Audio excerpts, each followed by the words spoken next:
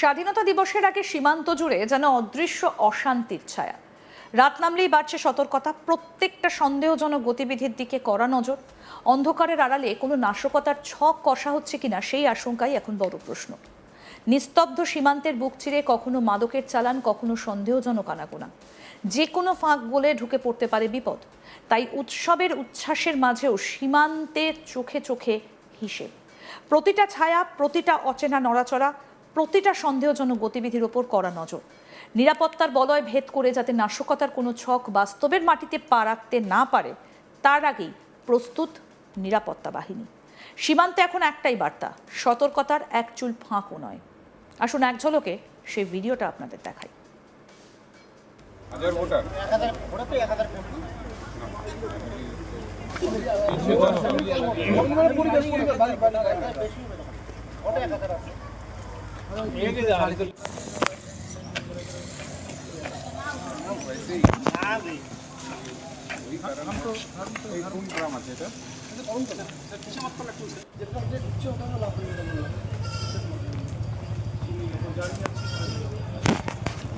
এই গেটে অ্যালাউ আছে, যে যেই কাজই করছেন ভাবছেন আমি করছি, কেউ জানে না, কিচ্ছু হবে না, এটা কিন্তু নয়। সবার নামে সবাইকে কি করছেন সব লিস্ট কিন্তু তালিকা হচ্ছে, ঠিক আছে? উপরে চোখ আছে।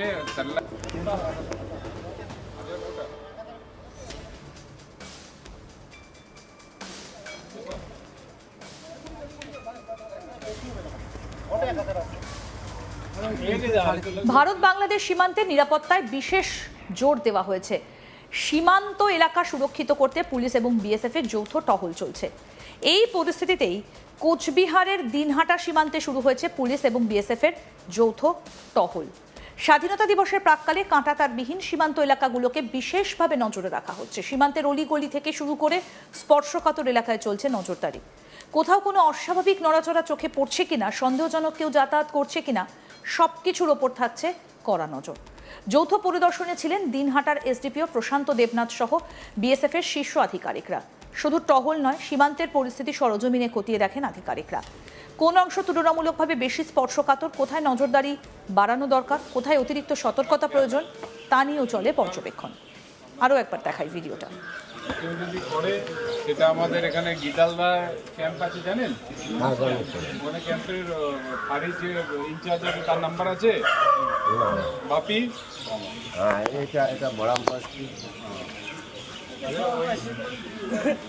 আপনাদের এখানে পানীয় জল, ইলেকট্রিসিটি, রাস্তাঘাট মোটামুটি ঠিক আছে? না, পানীয় জলের সমস্যা আছে।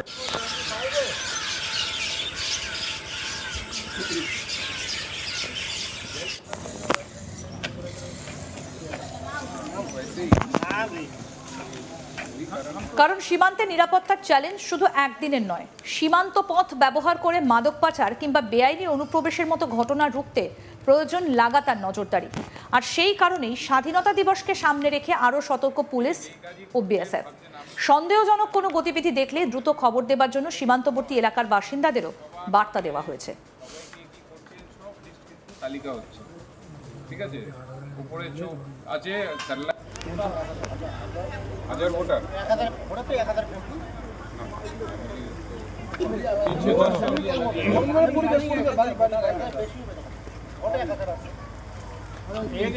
लगभग 300, 350, 400 फैमिली। तो 80 किलो दिया तो आप ही का कोई भाई है वो लेके चला जाता है ना, उधर देखे आ जाता है ना, तो आपको किसी को आपको फेस तो करना पड़ेगा ना। স্বাধীনতা দিবসের আগে সীমান্ত এলাকাকে সুরক্ষিত করতে পুলিশ এবং বিএসএফ এর চলছে যৌথ টহলদারি। অর্থাৎ এই মুহূর্তে দাঁড়িয়ে যেটা ভীষণভাবে গুরুত্বপূর্ণ সেটা হচ্ছে নিরাপত্তা ব্যবস্থা কতটা জোরদার, সেটাই খতিয়ে দেখা হচ্ছে। একটা জিনিস না করছে সেটা হচ্ছে ইলিগাল কোনো অ্যাক্টিভিটিতে জড়ানো যাবে না। এটা এনডিপিএস দিয়ে বা আপনার গাঁজা, সারা লাইফ কিন্তু কোর্টে কাচারিতেই শেষ হয়ে যায়। তো এইসবের মধ্যে যেন আমাদের প্রতিনিধি মনসুর হাবিবুল্লাহ কি প্রতিবেদন তুলে ধরেছেন, আসুন দেখি। 15ই আগস্ট ভারতের স্বাধীনতা দিবস।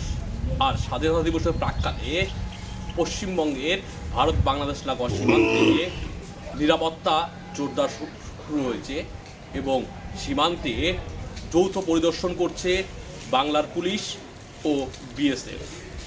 পশ্চিমবঙ্গের কুচবিহারের বিভিন্ন সীমানায় পুলিশ ও বিএসএফের যৌথ টহলদারি চলছে। বিশেষ করে যেখানে কাঁটাতারবিহীন এলাকা রয়েছে বা নদী পথগুলি রয়েছে সেই এলাকায় নিরাপত্তা জোরদারে আরও সজাগ হয়েছে পুলিশ এবং বিএসএফ।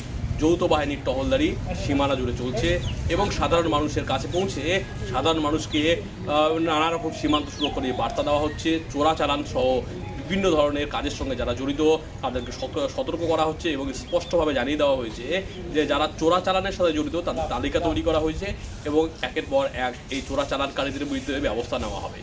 সাধারণ মানুষকে ড্রাগের বিরুদ্ধে এবং চোরাচালানের বিরুদ্ধে পুলিশ ও বিএসএফকে সহযোগিতা করার জন্য আহ্বান করা হচ্ছে। সাধারণ মানুষকে জানানো যাচ্ছে যে তারা পুলিশ ও প্রশাসনকে যাতে সহযোগিতা করে এবং সীমান্তে যে চোরাচালান চলছে সেই চোরাচালান বন্ধ করতে তৎপর হয়।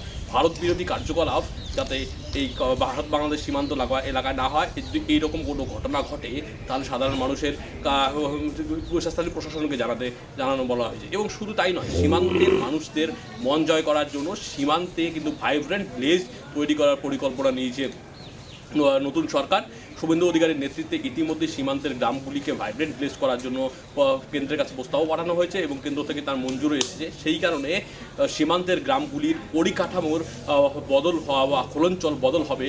এখানকার স্থানীয় বাসিন্দারা পানীয় জল, লাইট, সেচ ব্যবস্থা থেকে শুরু করে বিভিন্ন ধরনের সমস্যার কথা সাধারণ মানুষ শুনছেন পুলিশ প্রশাসনের কর্তারা এবং সেই সমস্যাগুলি কেন্দ্র এবং রাজ্যকে জানানো হচ্ছে। যৌথভাবে বিএসএফ এবং পুলিশের পক্ষ থেকে সীমান্তের সমস্যাগুলি কিন্তু রাস্তাঘাট থেকে শুরু করে পানীয় জল, বিদ্যুতের সমস্যা থেকে শুরু করে সেচ ব্যবস্থা সমস্ত কিছু সমস্যার সমাধান করার ব্যবস্থা নেওয়া হয়েছে এবং পরিকল্পনা কেন্দ্রের কাছে পাঠানো হচ্ছে এবং দ্রুত এই ভাইব্রেন্ট ভিলেজ প্রকল্পের মাধ্যমে কিন্তু সীমান্তের মানুষের মন জয় করতে কিন্তু এইবার কিন্তু সহযোগিতা করা হবে। যেমন যৌথ এই বিএসএফ এবং পুলিশ সীমান্তে নজরদারি চালাচ্ছে, তেমনই সাধারণ মানুষের সঙ্গে আলাপ আলোচনা করার পর তাদের কাছে সমস্যা সমাধান করার পরে কথা শুনে কিন্তু সাধারণ মানুষের সমস্যার কথা কেন্দ্র ও রাজ্যকে রিপোর্ট পাঠানো হচ্ছে। যৌথ এই বাহিনীর পরিদর্শনে গ্রামের মানুষও খুশি। তারা স্পষ্ট জানাচ্ছেন যে কোনো ভারত বিরোধী কার্যকলাপের স্থান নেই এই মাটিতে। কোনো কিছু হলে অবশ্যই তারা প্রশাসনকে সহযোগিতা করবে এবং সর্বত্রভাবে এবং মাদক পাচার সহ চোরাচালান রোধে পুলিশ ও প্রশাসনের সঙ্গে সর্বত্রভাবে সহযোগিতা করতে তারা আশ্বাস দিয়েছে। এবং কুচবিহারের দিনহাটার বিভিন্ন সীমান্ত সব পরিদর্শন করা হয় এবং সিঙ্গিমারি নদীর এলাকায় বিধৌত যেখানে কাঁটাতারের বেড়া নেই সেই এলাকা পরিদর্শন করে এই বাহিনী। প্রশাসনের বক্তব্য, সীমান্ত সুরক্ষায় স্থানীয় মানুষের সহযোগিতা অত্যন্ত গুরুত্বপূর্ণ। সীমান্তের বাসিন্দারাই অনেক সময় প্রথম কোনো অস্বাভাবিক ঘটনা দেখতে পান, তাই তাদের চোখ কান খোলা রাখার আবেদন জানানো হয়েছে। আরও আপডেট পেতে দেখতে থাকুন আজ তাক বাংলা, সাবস্ক্রাইব করুন।